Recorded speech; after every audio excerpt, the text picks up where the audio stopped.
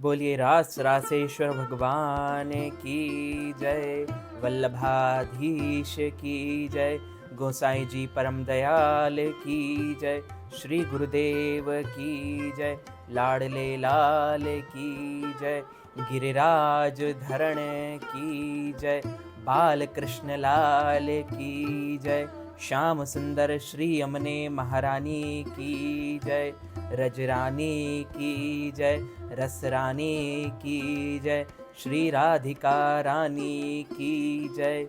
जय जय श्री राधा रमण, जय जय नवल किशोर, जय गोपी चित चोर प्रभु, जय जय माखन चोर, जय जय माखन चोर।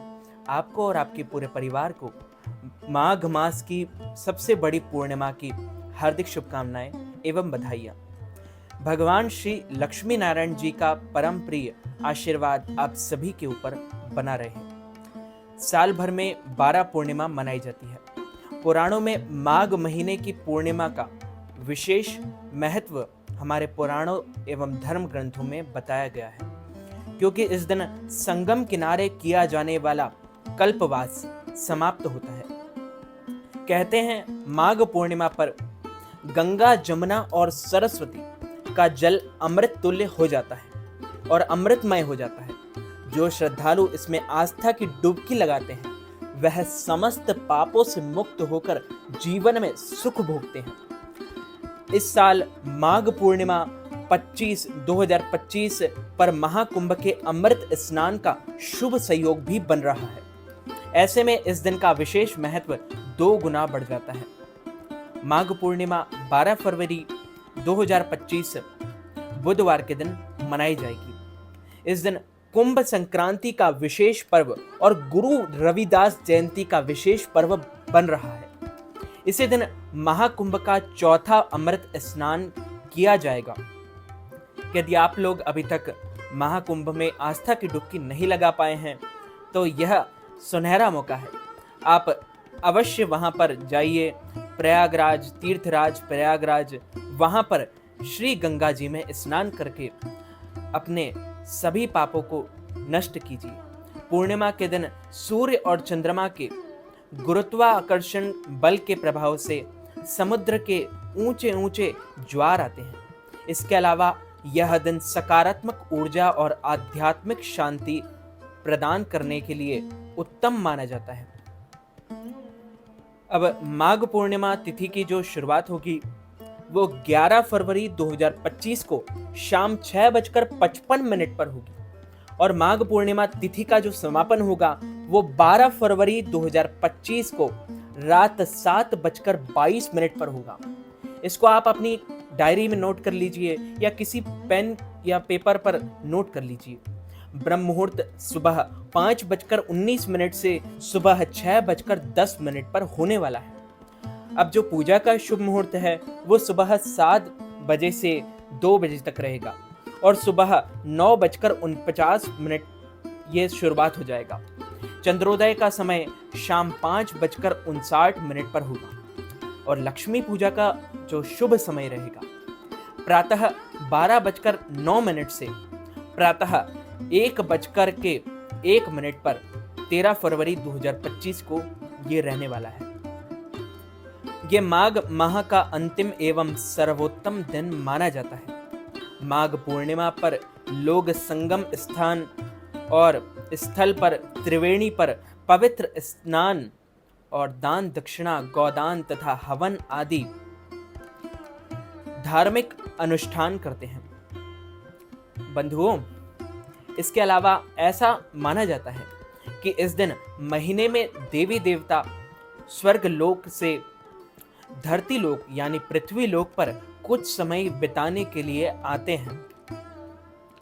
बंधुओं, पवित्र नदी गंगा तट में रहते हैं और सूर्योदय से पहले पवित्र जल, कुआं, जलाशय या बावड़ी में स्नान करना चाहिए।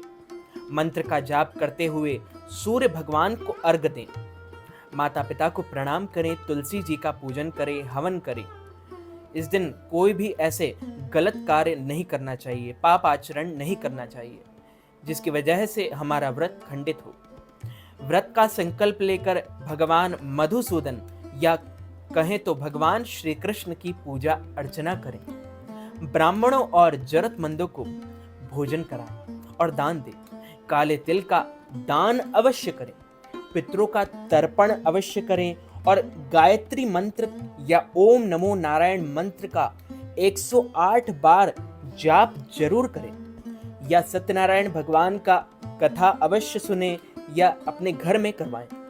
इससे शुभ फलों की प्राप्ति होती है। अब शाम को चंद्रमा को अर्घ्य दें और फिर व्रत का पारण करें। पारण आप चाहें तो तुलसी पत्र से भी कर सकते हैं। तुलसी पत्र सर्वोपरि माना जाता है और पवित्र माना जाता है। माघ पूर्णिमा के दिन स्नान करने से व्यक्ति के विशेष पुण्य की प्राप्ति होती है। मान्यता है कि इस दिन गंगा स्नान करने से जीवन के सारे पाप खत्म हो जाते हैं और आत्मा की शुद्धि होती है। अगर इस दिन गंगा स्नान संभव ना हो तो अपने घर में पवित्र जल में थोड़ा सा गंगा जल मिलाकर स्नान कर सकते हैं। इस दिन दान करना भी बहुत शुभ माना जाता है।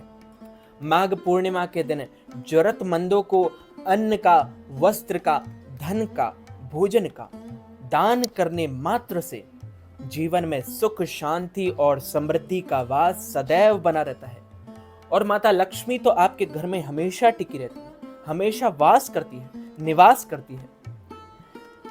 अब बंधुओं, ऐसा माना जाता है कि इस दिन विशेष रूप से सफेद चीजें जैसे दूध, दही, चावल, मिश्री, चांदी आदि का दान करने से चंद्र दोष दूर होता है और मानसिक शांति मिलती है। कुछ लोगों की कुंडली में चंद्र दोष होता है और किसी प्रकार का मंगल दोष भी होता है, तो आप माघ पूर्णिमा के दिन भगवान विष्णु और माता लक्ष्मी की पूजा करने से धन धान्य में बढ़ोतरी होती है और आपकी जो लव लाइफ है, जीवन लाइफ है, उसमें आपको बहुत शुभ परिणाम प्राप्त होते हैं। और धन धान्य में बढ़ोतरी तो होती ही है, साथ ही साथ आपके घर में शुभ संयोग बनता है। इस दिन भगवान शिव की पूजा अर्चना करने से सभी कष्टों से मुक्ति मिल जाती है। जो लोग जीवन में परेशानियों से जूझ रहे हैं, उन्हें इस दिन भगवान शिवलिंग पर जल चढ़ाकर विशेष प्रार्थना करनी चाहिए। मान्यता है कि ऐसा करने से भगवान शिव की विशेष कृपा बरसती है। नर्मदा नदी के तट पर शुभ व्रत नामक एक विद्वान ब्राह्मण रहते थे, लेकिन वे काफी लालची थे। इनका लक्ष्य किसी भी तरह धन कमाना था और ऐसा करते करते ये समय से पूर्व ही वृद्ध दिखने लगे। अब और कई बीमारियों की वजह से और चपेट में आ गए। इस बीच उन्हें अंतर्ज्ञान हुआ कि उन्होंने पूरा जीवन धन कमाने में बिता दिया और अब जीवन का उद्धार कैसे होगा, यह सभी सवाल उनके मन में आने लगे। लेकिन इसी क्रम में उन्हें माघ माह में स्नान का विशेष महत्व बताने वाला एक श्लोक याद आ गया। अब बंधुओं, इसके बाद स्नान का संकल्प लेकर ब्राह्मण नर्मदा नदी में स्नान करने लगे। करीब 9 दिनों तक स्नान के बाद उनकी तबीयत ज्यादा खराब हो गई और मृत्यु का समय निकट आ गया, पास आ गया। वे सोच विचार में थे कि पूरी जिंदगी, पूरे जीवन में कोई सत्कार्य न करने के कारण उन्हें नरक का दुख भोगना होगा। लेकिन वास्तव में मात्र 9 दिनों तक माघ मास में स्नान करने के कारण उन्हें मोक्ष गति की प्राप्ति हो गई।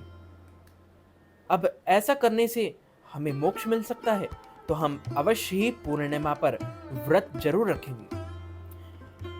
कांतिका नगर में धनेश्वर नाम के एक ब्राह्मण अपना जीवन भिक्षा मांगकर अपना पूरा जीवन निर्वाह था। उसकी कोई संतान नहीं थी। एक दिन उसकी पत्नी नगर में भिक्षा मांगने गई, परंतु सभी ने उसे बांझ कहकर भिक्षा देने से इनकार कर दिया। फिर किसी ने ब्राह्मण दंपत्ति को 16 दिन तक मां काली की पूजा करने को कहा। उन्होंने विधिवत पूजा अर्चना करके आराधना की और तभी उनकी आराधना से प्रसन्न होकर माता महाकाली ने दोनों को संतान प्राप्ति का वरदान दिया और कहा कि अपने सामर्थ्य के अनुसार प्रत्येक पूर्णिमा का तुम दीपक जलाओ। इस तरह हर पूर्णिमा के दिन तक दीपक बढ़ाते जाना और जब तक कम से कम 32 दीपक ना हो जाए। इसके बाद ब्राह्मण ने अपनी पत्नी को पूजा के लिए पेड़ से आम का कच्चा फल तोड़कर दिया और उसकी पत्नी ने पूजा की और फल स्वरूप वह गर्भवती हो गई। एक पुत्र ने जन्म लिया जिसका नाम देवदास था और देवदास रखा गया। अब बंधुओं, जो देवदास जब बड़ा हुआ तो उसे अपने मामा के साथ पढ़ने के लिए काशी भेजा गया। काशी में धोखे से देवदास का विवाह हो गया। अब देवदास ने कहा कि वह अल्पायु है, परंतु फिर भी जबरन उसका विवाह करवा दिया गया। कुछ समय बाद काल उसके प्राण लेने आया और यमराज के दूत उसके प्राण लेने आए, लेकिन ब्राह्मण दंपत्ति ने पूर्णिमा का व्रत रखा था, इसलिए काल भी उसका कुछ नहीं बिगाड़ पाया। कहते हैं अकाल मृत्यु वो मरे जो कर्म करे चांडाल का, काल भी उसका क्या बिगाड़े जो भक्त हो महाकाल का। बोलिए महाकाल महाराज की जय। पूर्णिमा के दिन व्रत रखने से सभी संकट से मुक्ति मिलती है और सभी मनोकामनाएं अवश्य ही पूर्ण होती है। तो मित्रों, भक्तजनों, माताओं, बहनों, यदि आप माघ मास की पूर्णिमा के निमित्त ब्राह्मणों को फलाहार करवाना चाहते हैं, अन्न दान, वस्त्र दान, गौदान, तिल दान अथवा पूर्णिमा के व्रत के निमित्त, व्रत के पारणा के निमित्त हमें कोई भी दान दक्षिणा प्रदान करना चाहते हैं, तो आप हमारे गूगल पे, फोन पे, पेटीएम या अकाउंट नंबर के माध्यम से नगद धनराशि प्रदान करके पूर्णिमा का संपूर्ण पुण्य लाभ प्राप्त कर सकते हैं। और यदि आपने अभी तक हमारे इंस्टाग्राम आईडी को फॉलो नहीं किया है तो स्क्रीन पर दिख रहे इस इंस्टाग्राम आईडी को आप फॉलो जरूर कर लीजिए, ऐसे ही अधिक जानकारी के लिए और सभी व्रत त्योहारों के लेटेस्ट वीडियो सबसे पहले देखने के लिए और पाने के लिए। बोलिए श्री लक्ष्मी नारायण भगवान की जय, श्री राधा रमण लाल की जय, बाल कृष्ण लाल की जय, श्याम सुंदर श्री अमने महारानी की जय, वल्लभाधीश की जय, गोसाई जी परम दयाल की जय, श्री गुरुदेव की जय, लाडले लाल की जय, रजरानी की जय, रस रानी की जय, श्री राधिका रानी की जय, सब संतन की जय, समस्त ब्रजवासीन की जय। जय जय श्री राधे, जय जय श्री राधे, जय जय श्री राधे। तो मित्रों, भक्तजनों, माताओं, बहनों, इस वीडियो को ज़्यादा से ज़्यादा लोगों तक शेयर कीजिएगा, लाइक कीजिएगा, कमेंट कीजिएगा और चैनल को सब्सक्राइब ज़रूर कर लीजिए। ऐसी लेटेस्ट सभी व्रत त्योहारों के वीडियो सबसे पहले देखने के लिए और बेल आइकन को ऑल पे ज़रूर सेट कर दीजिए ताकि सबसे पहले नोटिफिकेशन आपको आ जाए। आप सभी को सादर जय श्री कृष्ण, सादर धन्यवाद।